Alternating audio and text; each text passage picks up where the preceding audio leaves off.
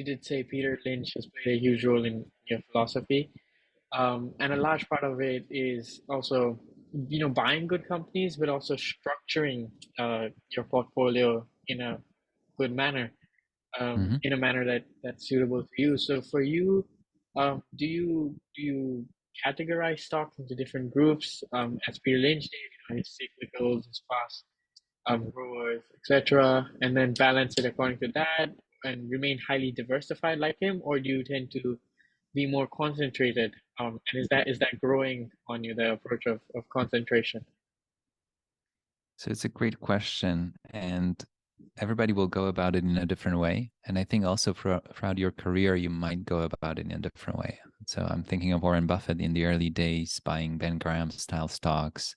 And Ben Graham actually used to hold a lot of stocks because he didn't know which one will go bust. So it's a very different mindset, all the way to Buffett in the more recent years, sometimes having 30, 50% of his equity portfolio in one or two holdings. I personally, and we as a firm, as Secret Associates, we tend to hold somewhere between 30 to 60 stocks. We're mostly US focused, although we've owned foreign stocks. And in terms of position sizing, it's really interesting because when people say, I like this particular company, I'm always curious, do you like it as a 1% position or as a 10% position, right? It's a different kind of liking or not liking a particular investment. So we try not to have big weights. So the positions can run up to 4 or 5% sometimes, but it's a fairly diversified portfolio. But when you think about the universe, even the S&P 500 with 500 stocks, or some of the indexes have 2,000 stocks or 5,000 stocks, picking 30, 60 stocks that you really like and want to hold for the long run, it should be achievable for most of the time. You might use cash as a buffer sometimes and dry powder, which we do, that we can deploy quickly, like we did in March of 2020. Now, in terms of categories, we say that we have a group that's good quality businesses. There are some businesses that are more cyclical. And the last part would be more of a unique, special situation, unloved or underfollowed company. But those things change. I would look at it in a more nuanced way and just think of when a stock ends up in the portfolio, I think you should be very honest with yourself. Why is it in the portfolio? So you might be buying a company with limited growth, and Peter Lynch has the slow growth, faster growth, and then turnarounds and so on. That the idea is that if you put a stock in the portfolio that's a slow growth company with a high dividend, high cash flows, remember that it's at a different stage of its life, right? So you have very different expectations and a different role that it can play in the portfolio. And then at the other end of the range, let's say you would have a fast growth company that has promising unit economics, but has not generated substantial profit yet, but has a very clear path to do that in a foreseeable future. That company obviously has no dividends. It might have been issuing some stock or maybe just went public and raised some capital. It's a different stage of its life, right? So you have very different expectations. So when you look at the two, A and B, and you say, well, I want the A to go up 100 times, these are unreasonable expectations. This company will not go up that much, right? It may pay the 5, 6, 7% dividend. It may still appreciate. It may still do some things on the cost saving side. Now, the fast grower, you could be all frustrated and saying, I'm waiting for it to pay me a dividend. Well, these are also the wrong expectations for the stock, right? Because the stock may take another decade to start paying a dividend, and probably for a while will not be a very satisfying dividend. So you have to go in with the right expectations and being honest with yourself. Why is this stock in the portfolio? Now and then people ask me, can you recommend a stock? And I don't usually do it. I always say, well, this is a stock that we've been working on. This is why it's interesting. And I make an exception once a year for one of the conferences where I share it more as a case study, because I always tell people, I don't know your personal situation or the situation of your clients. I don't know what kind of role this stock could have in your particular portfolio. So I can tell you why I found it intriguing. I can tell you how it plays a role in the portfolio for me. It might be a dividend generating stock or it might be a fast grower. But the lesson in the whole big picture idea here is that I get to own a business. I bought it at a price that made sense for me, and I can see how it will have a contribution to the performance, to the end result of the portfolio. Just being honest with yourself what kind of a stock it is. And when people say buy and hold forever, I like the idea, but if you're buying in an industry that's cyclical, which is something that people sometimes ignore or forget about because our cycles have been a bit disturbed by the pandemic and by other events of the last few years, but cycles do exist and companies go through their ups and downs. So if you know that you're operating in a cyclical industry and you're buying the best of the best or the worst of the worst, whatever appeals to you in that particular industry, remember that no matter how good the management is, no matter how good the strategy is, there will be a cycle in that cyclical industry. And even companies that are consumer staples, they go through their ups and downs as well. But obviously, in the cyclical industry, you can have a company that's generating 100 million in profit in a good year and a $50 million loss in a bad year, right? So you have to go in with the right expectations and not be confused and compare it to a steady grower in a very stable, predictable industry. Just be aware of what industry am I in? And what kind of expectations should I have? So that's a more nuanced way of looking at the categories or the portfolio structure and how you think about building a portfolio. I just want to mention a word about cash or idle cash in the portfolio. So when people want to think about managing a family fortune, which is the position we're in, we obviously have the holdings that we like, and that's where 95% of my attention goes. What kind of businesses I want to own, but I allow the cash position to go up and down depending on the availability of the investments I want to buy, depending on the price that they're offered at a given point in time. So when I'm in a situation where I see I have quite a few stocks I want to buy, but the prices are getting higher and higher and more disconnected from what I feel that the fair or intrinsic value is, then the cash position will start to grow.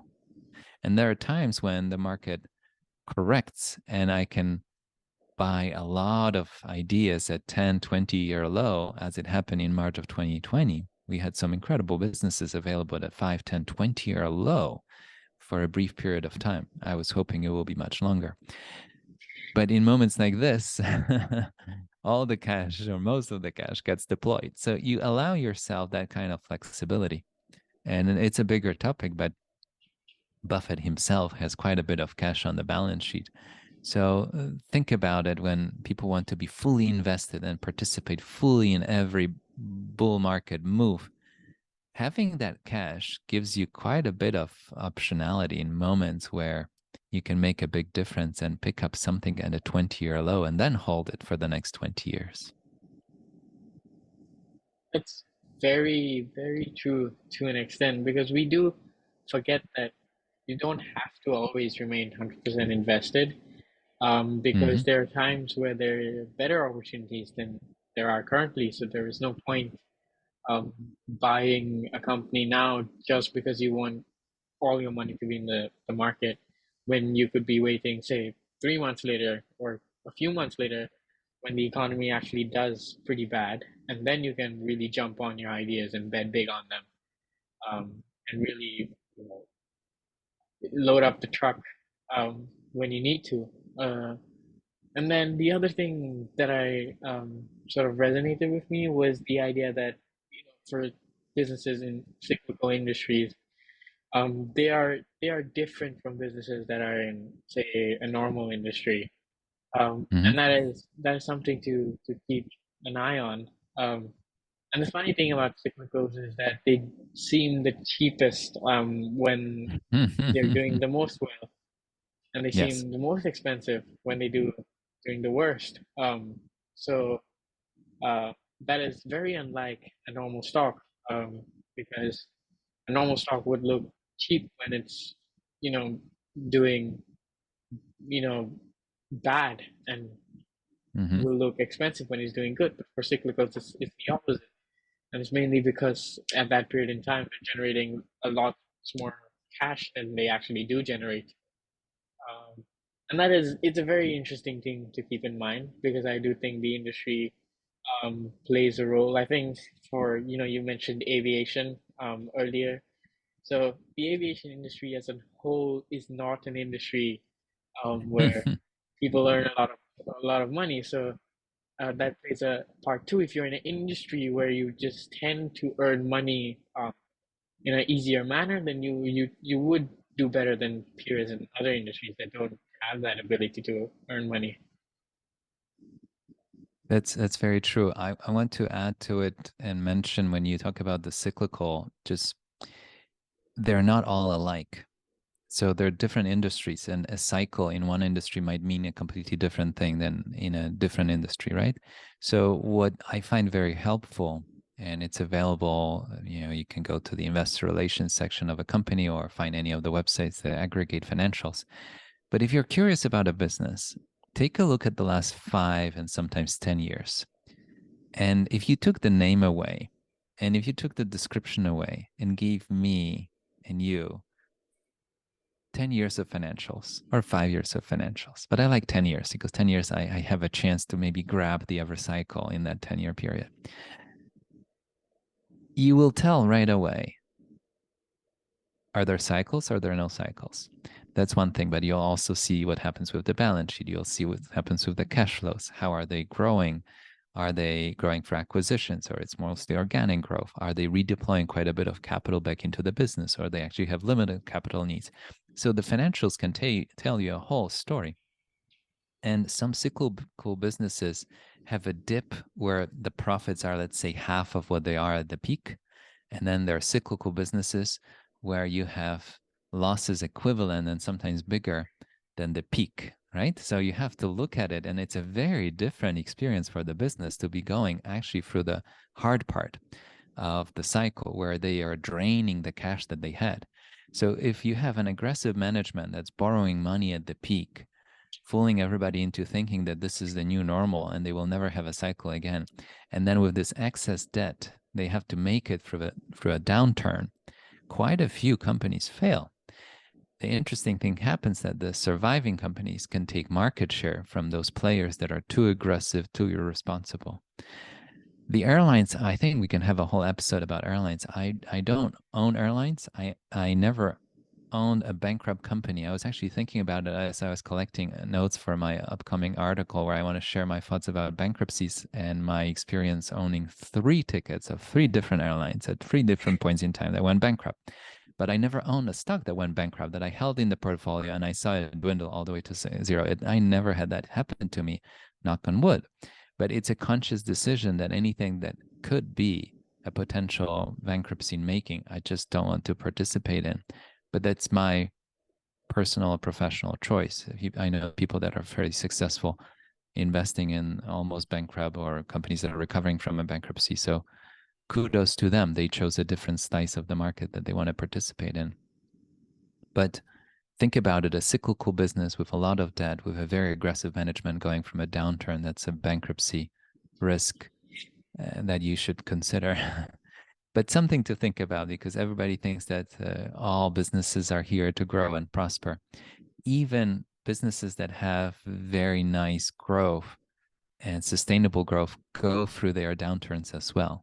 The consumers are not made of steel. There are times when they get pressed and they will not buy another smartphone or they will not renew a subscription for the streaming service. So remember about the cyclicality of the businesses. That's something I think it's worth considering. Capitalism is brutal, as they say, when it comes to It businesses, because yeah, Yeah, it can be. At the end of the day, if the business cannot produce a profit and there's no profit in sight, eventually, as we spoke, the market says it's enough. I have no problem with having an institution organized around a different goal than a profit, right? But then you call yourself a nonprofit or a foundation.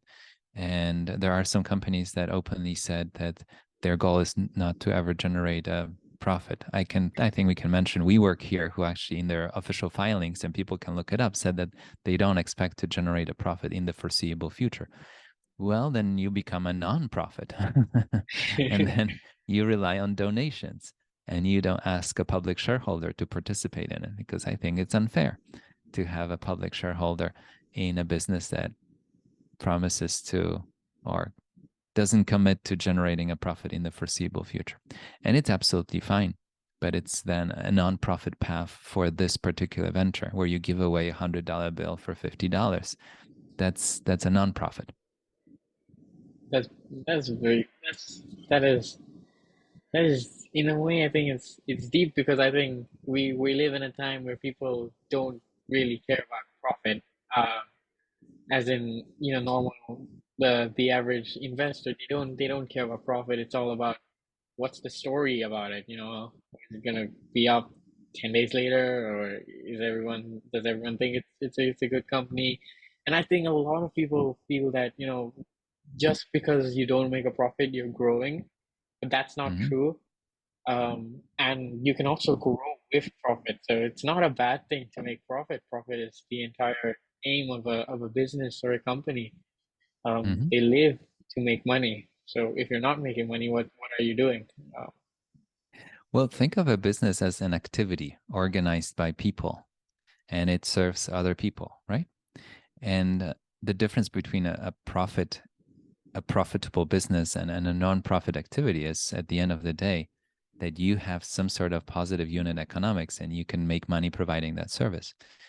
There's nothing wrong with never achieving that goal, but being honest that it's a foundation, it's a nonprofit, and there are institutions that do a remarkable work out there by helping people and serving, never really thinking about a profit, and they rely on donations.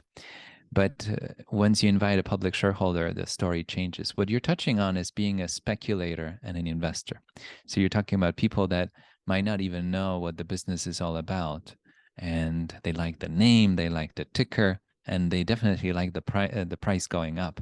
And they'll buy it and they hope to sell it to somebody for more. But that's speculating. Buffett said something interesting because he said there are many things that trade out there, right? You have a price for a lot of things. But if you want to be an investor, you don't have to participate in anything. Just because something trades and has a price doesn't mean it has a value. I think that's where he's going with that. And if your approach to investing is, I want to sell it to the next gullible participant at a higher price, that's a very different mindset. And I know that there's nothing about it in your book, or if anything, it's not the goal of your book to recommend that kind of thinking. But if you become an investor and you care to own a business for a while and actually get to see the profits and see the benefit, then it's a very different mindset. And I feel like it's a very clear decision of what do you want to make out of your participation in the stock market, something that we started with. Is it a casino, or is it a place where you get to buy small pieces of businesses and become a very proud shareholder? When I was in Omaha this year, I wrote an article since I came back. I called it Return on Kindness. And I realized, and it's maybe obvious to some people, that in Omaha, we're not really praising Buffett. We're not really praising Berkshire. It's the shareholder of Berkshire that's on the pedestal here. All the people that benefited from the hard work and the success of not just Charlie and Warren, but all the businesses that this massive company had stakes in, and all the employees that showed up every day to sell insurance, to sell homes, to do everything else around the world. And we get to benefit as a shareholder. And you can come to Omaha with one share, or you can come to Omaha with your lifetime of savings and billions of dollars as a shareholder. We're all shareholders that get to sit and listen, and at the end of the day, benefit from the success of all those businesses. I think it's a remarkable concept to think about, that anybody and everybody could potentially be a shareholder in this business or any wonderful business that's out there available to you. I think it's important to be proud of something you own, because then there's no point owning it if you're not proud of it. In, uh, and also I feel that in Omaha, I think the way Berkshire treats its shareholders is probably the best. throughout, uh, you know, any publicly traded company on the stock market, because they do see shareholders as um, partners in business. It doesn't matter, as you said, it doesn't matter if you're a larger partner, if you're a smaller partner. We're all partners, and we're Hmm. all here to benefit together. Um, and I think in your return on kindness article, you wrote as well that while you know um, the company grows, the company does well. In that process, you also award those holding it, and you give back to society in a sort of a way, because now here are normal everyday people earning from the businesses they love doing good. Hmm. Um, yeah, so that is a very powerful concept, I think, especially in the stock market, that now we can earn money from something we love. Well, when you think about it, a business that stays around for a long period of time, it means that it's doing something right, not just for the shareholder or the original owner, but also for the customer, for the supplier, for the whole universe. Like to be really successful over the long run, you have to treat everybody with certain respect. And Buffett has done a remarkable job, and you can read stories about him, even in extreme situations when he had to liquidate some operations, what a hard time he had letting people go, and how some industries just ran out of its runway and ran their course. Textile businesses, a shoe manufacturer that he owned at some point. But when you think about it, if the business treats all the participants fairly, it has a chance to last a long time. And in that article, Return on Kindness, I was emphasizing what I walked away from this meeting, and it wasn't my first, that when you treat everybody well, they want to do business with you. If you treat your customers well, they want to come back. If you treat your suppliers well, they want to give you a better deal or be there for you in moments that might be harder for you. So you create this entire environment. And that's what businesses are when you think about it. It's humans coming together and creating something that's much harder, if not impossible, to do on your own. And an iPhone is created by so many different participants and so many different suppliers, and then it's sold around the world, and you have consumers around the world using it in a variety of ways, hopefully more beneficial to their life as well, is staying in touch with friends and learning about the world. But when you think about it, you create this massive organism, and those organisms start to coexist. And it's almost like a biology lesson here, how this whole thing can coexist. And even in nature, we have organisms that get along and benefit from each other's companionship with trees and mushrooms and the whole environment. The economy is the same.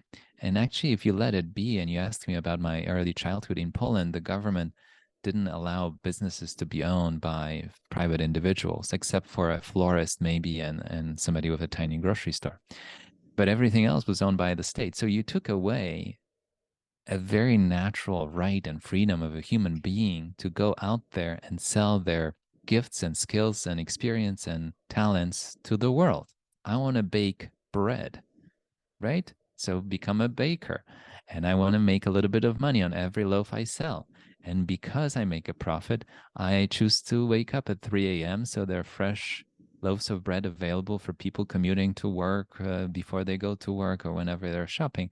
So when you think about it, the whole system continues to work because everybody makes a small contribution and sees a salary or a profit as their incentive to keep going.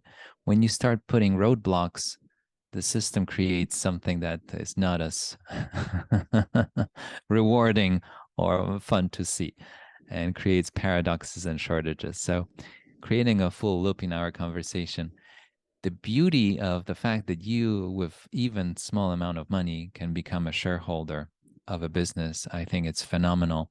And if you have a family fortune that you're responsible for, having a place to go to find income producing assets, which stocks are, and allow that wealth to continue to grow and perpetuate and serve the next generation, it's a beautiful place to be. And the stock market offers just that. So when you think about it and look around at everybody participating in the stock market, they're all people with all kinds of goals and intentions. And you just have to be honest with yourself. Why am I here?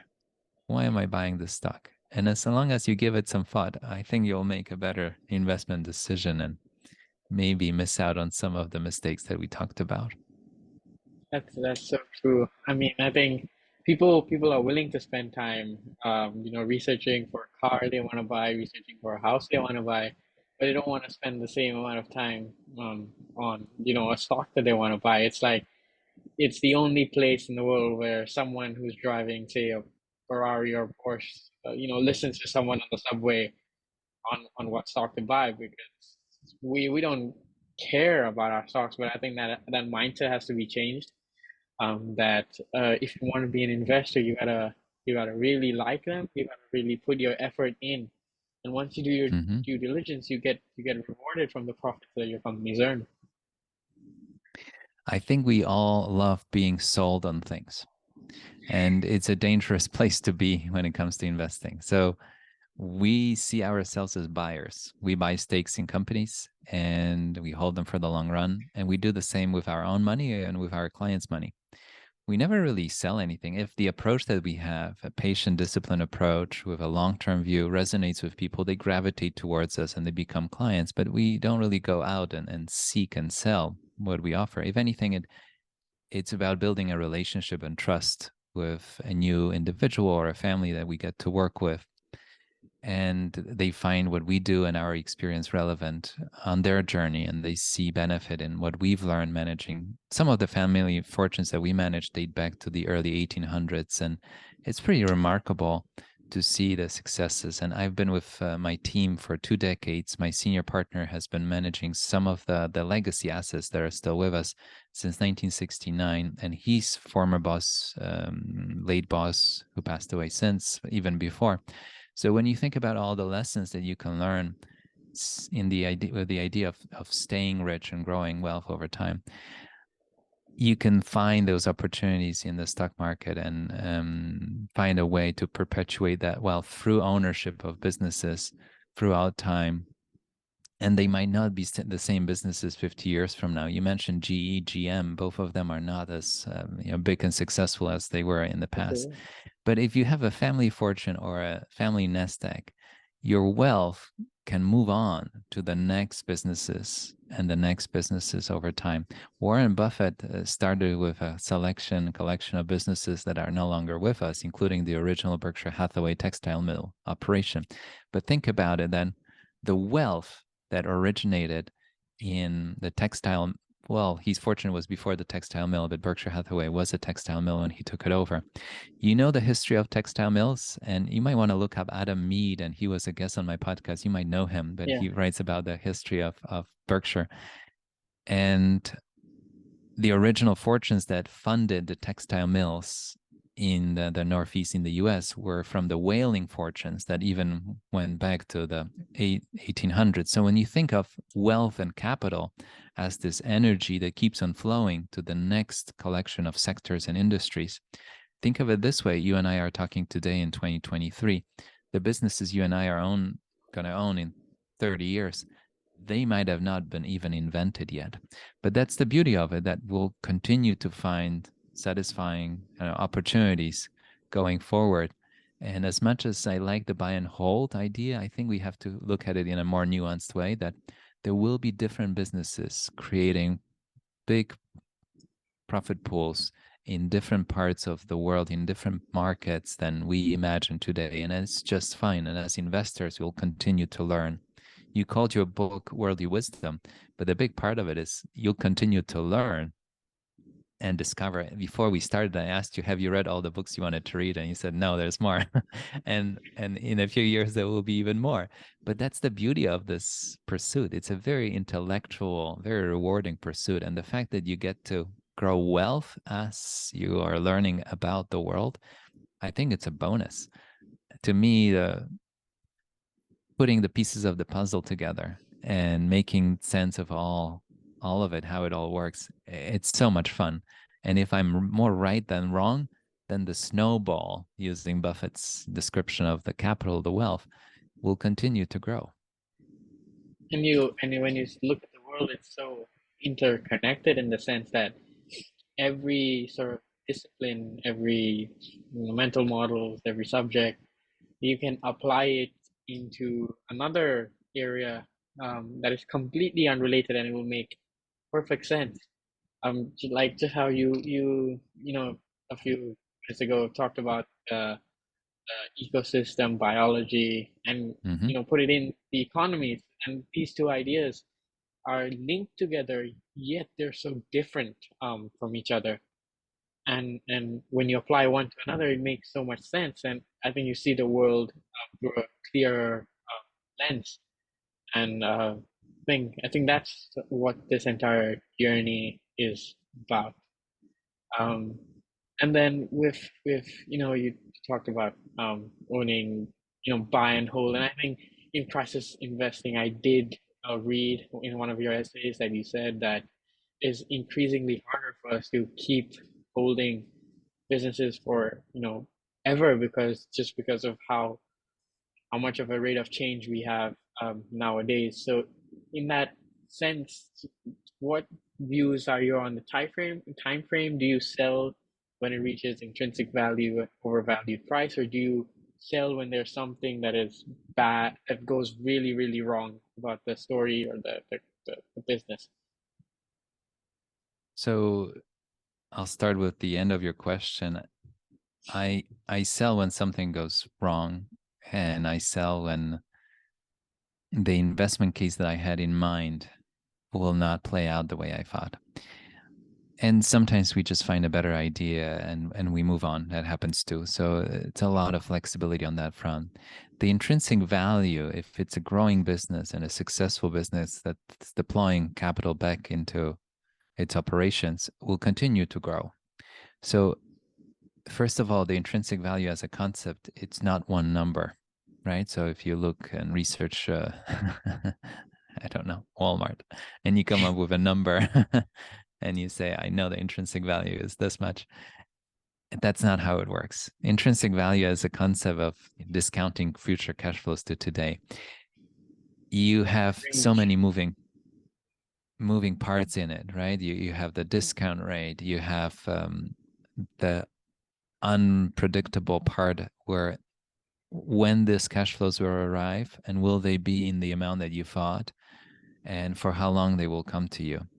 And those components make it pretty much impossible to come up with a precise number. So by definition, you have to give yourself quite a bit of wiggle room and realize, I think the range is somewhere between this and that much, and subject to change as I continue to learn about the business. I think that's very important to know, because in finance, for some reason, some people look for precision and some people look for a way to be right. And I think it's a dangerous place to look at it this way. I like to say that I want to be the least wrong. When you really think about it, I just want to be the least wrong, which I think is hard enough. And when you think about an investment and it's a successful investment, that intrinsic value will continue to grow and evolve over time. It can be even shrinking if you're in a secular decline kind of a business. Now, if you look at the life of a company, back in the 1950s, there are studies that show that companies would belong to the top 10 or 50 or 100 companies for many decades. So you had a company that dominated a particular segment or a sector, and they would just stay at the top for a long time. And nowadays, that time is a lot shorter. And even if you look at the S&P 500 of today or 5 years from now, you would be surprised. And I think people don't appreciate it enough how big of a change has happened, even in the index that we all seem to be so familiar with, how many stocks left and were added to the index in the last 5, 10, I'm not going to even say 20 years, because you'd be surprised and you would say, what are these companies? Because people even forgot their names. So the change in that sense is happening very quickly. Now, from our experience managing family fortunes, and I write about it in Money Life Family, how the initial fortune usually is created in one place, one business, one country, one location, usually.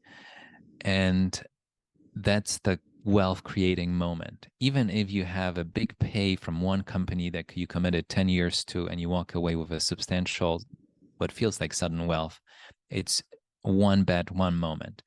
Or if you sold an individual business, if you had to pay.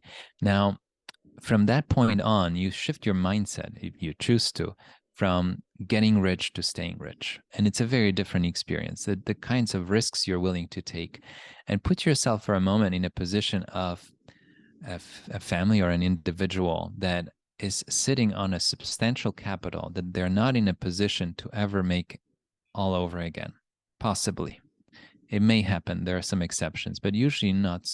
Doesn't happen. So you have that sudden capital, and that capital has to be invested over time. You think of risks and rewards in a different way, but you can go away from this one single business that you are operating in, and you give yourself permission to build a portfolio of investments that make sense for you over the next few years, and that portfolio will continue to evolve and change. So, if anything, I see it as a freedom to pursue opportunities as they arise.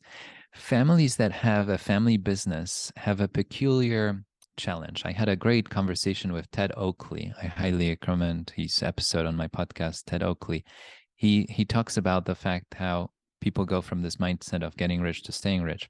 But that initial business that the family created, the family is so emotionally invested in that business. To part with that business means a lot of things for them. So in some situations, you might stay and overstay in a particular business for too long. So imagine that Buffett inherited Berkshire Hathaway, the textile mill, because his family has been in textile mills for 3 generations, right? Imagine that. And Buffett says, well, it's the only thing I know. I've never invested anywhere else. I will stay in the textile mill because I feel safe in that industry. Now, what happened in the textiles in the US was an accelerated decline, and eventually the whole industry moved away and changed completely. And Berkshire Hathaway, if it stayed in textiles, would have been gone by 1980s. But he came with a very different mindset, and he realized I can build a portfolio with the capital that the textile mills are producing and go in a completely different direction. And that's the mindset that a family that created wealth in one individual business can follow and choose to pursue, and then grow the wealth in many different industries.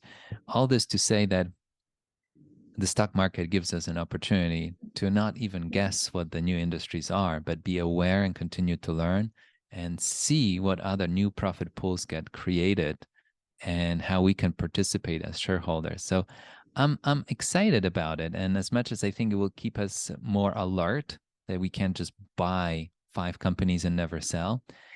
And I think it will also make it more exciting. I'm always curious about new companies, how they're figuring out a way to generate a profit and what is it that they offer. And I'm very excited to see how the portfolios will continue to evolve. They're not set in stone. I think that's a very important thing to remember, that we will all have to continue to learn and grow and see where the opportunities arise. I think what you said earlier, I think that is really important, that you have to keep your biases away when you're making the selling or buying decisions. Sometimes it can be, I spent so long researching on this. I don't want to sell it now because my time's wasted. And then it can be as strong as, my late grandmother or my late, uh, etc. said that um, hold this stock forever, even when I'm gone or something. And then that emotionally sort of attaches you to the company. But I think we have to remember the thing you mentioned in the starting of the podcast, that the stock doesn't know that you own it. And so because of that, it doesn't matter if you own it or if you don't own it. It's going to behave depending on how well the underlying business does. And we have to keep that in mind, and then based on that, make a valid decision to, okay, now I found a better opportunity. Because um, in I think in economics, it's very, we all know about opportunity cost and the fact that while we're pursuing a certain decision, we're always missing out on the next best decision that we could have pursued, and we could have, made more money on it, or could have, you know, held instead of doing what we're doing now. Um, and I think that's something to keep in mind as well. Re- Regrets in general are a dangerous place in investing. Whether Yeah, you feel like you missed out on something or you regret that you bought something. So that's a dangerous place to be in. It's a fascinating pursuit because on one hand it's very unemotional in the sense that you explain, but on the other hand it's very emotional because money means so much to us and money means so much to the people we're serving, clients whose money we manage. So you have to choose where you have to be unemotional and, for example, decide that you're exiting the textile mill industry as Buffett did, and be very emotional to take into account how do you really feel about holding a particular investment for whatever reason and why you feel comfortable or uncomfortable. Sometimes too much comfort in investing is not a good place. So that's something to keep in mind. And in some cases, it's time to leave a certain industry and not participate in it because it has changed so much. Newspapers were an incredible industry for a long period of time. They are no longer.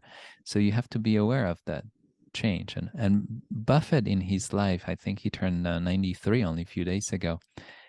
He has seen such a massive change in the US economy. And so many industries come and go, and you have to be aware of it. And you can't have all your money in an industry that's going away. It's a very dangerous place to be. So, expanding your investment horizon from 3, 5, or a decade to a lifetime and seeing how you might be participating in very different businesses over time. Yeah, it's fun to see. And the stock doesn't know that you own it and doesn't care that you own it. So don't feel bad about it. yeah, yeah. And I think another really interesting thing is the fact that you can see the business evolve. In a sense, you can see, I think Buffett's seen so much, and I think it's enjoyable in the process that you've seen that we've come so far from where we were 10 years ago, 20 years ago, or lots of times ago. I think as a society as well, you start to realize we've done well, and that's interesting too. Yeah. I had Lauren Templeton and Scott Phillips, her husband, on the show on Talking Billions, and we talked about Sir John Templeton.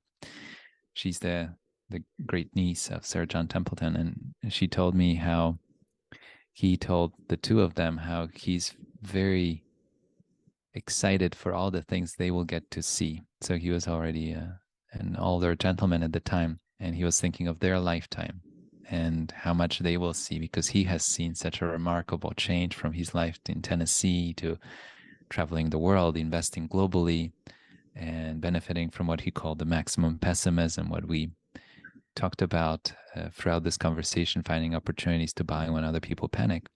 But he was telling them how he's excited for all the things that they will see.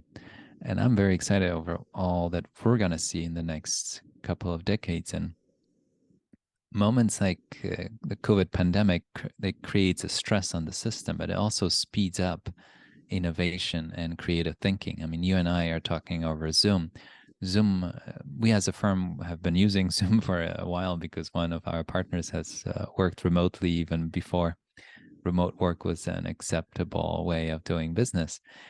But think of the big leaps we've taken on so many fronts in the last few years just because of the stress that the pandemic created on the system, that we couldn't go to an office, we couldn't go to school. And there's a whole shift, and we have clients of all ages, from teenagers, 20-year-olds, all the way to 80-year-olds. And I'm very impressed how some of our older clients are comfortable with their smartphones and they like Zoom and they're comfortable with it. So I see this massive leap in adoption of all kinds of services and video streaming at home and video calling and work from home.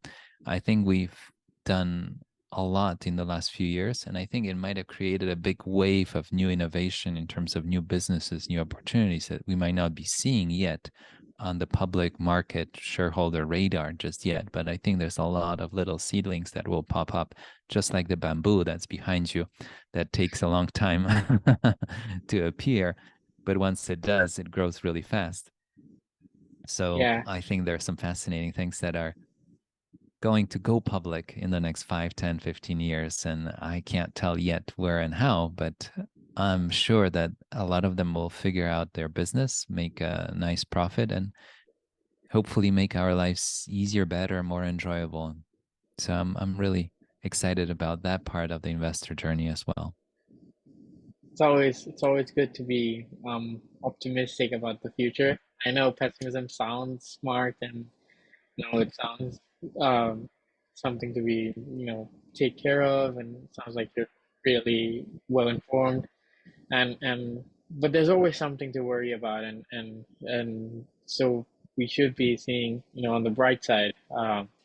This is what's going to happen, and we should be excited for the future. And for that, I think I'll ask my concluding sort of question, Mm-hmm. and it's that what is some advice that you have for young investors? So I ask this question to almost everyone in the podcast I love that question.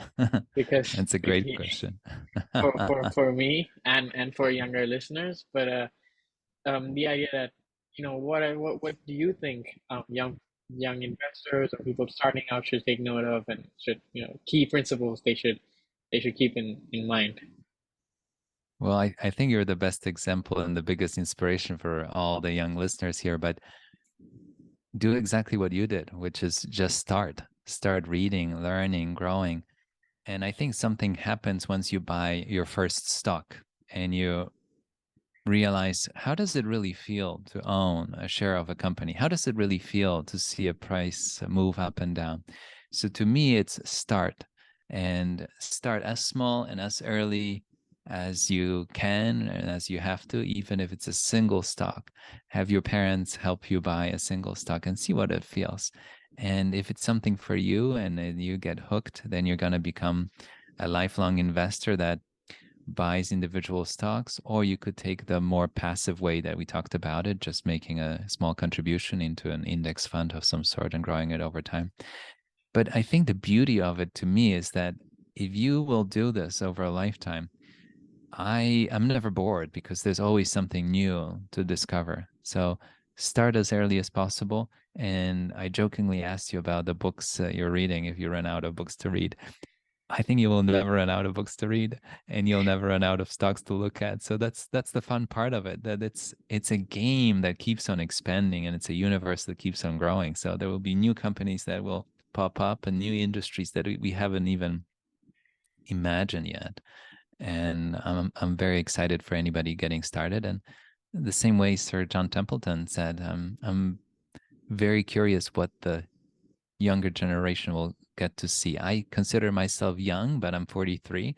You're 15, so you have you started earlier than I did. I picked up one up on Wall Street when I was 20, 21.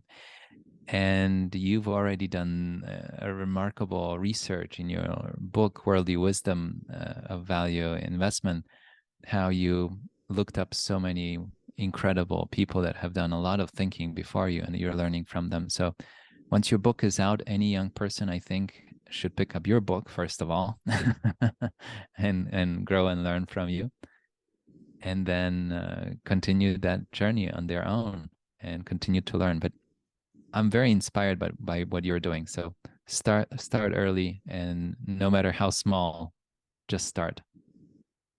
Yeah, thank you for all the kind remarks. But I think it's a vast ocean to explore.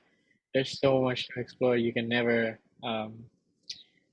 finish exploring it. It's always a continuous process. You just have to keep on learning and keep on being involved in it, and that's, I think, what makes it so fun.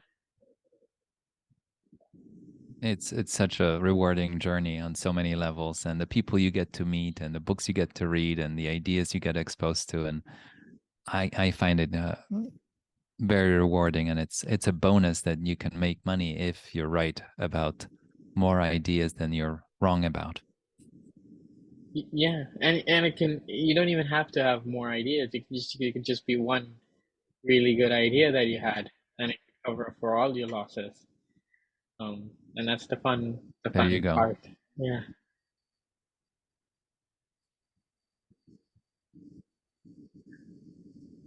So I guess I'll Well, close there. thank you. Thank you so much. This was such a fun conversation. You have a lot of very thoughtful questions, and I enjoyed your book. I'm looking forward to it, going live and getting published. I think a lot of people would enjoy it. And I think you're at the very beginning of a very exciting journey ahead of you. So I wish you best of luck with all the ideas, all the investments that come your way. And I'm curious to follow your journey and learn from you and see what you're up to as you continue. No, thank you so much for joining the podcast and being really supportive in the sense that you've read my book, you've given comments, you've also been willing to talk to me, and that really means a lot because I get to learn from someone who's been far ahead in this industry for a long period of time. So it's a very, I'd say I'm very, very grateful for you giving me this opportunity.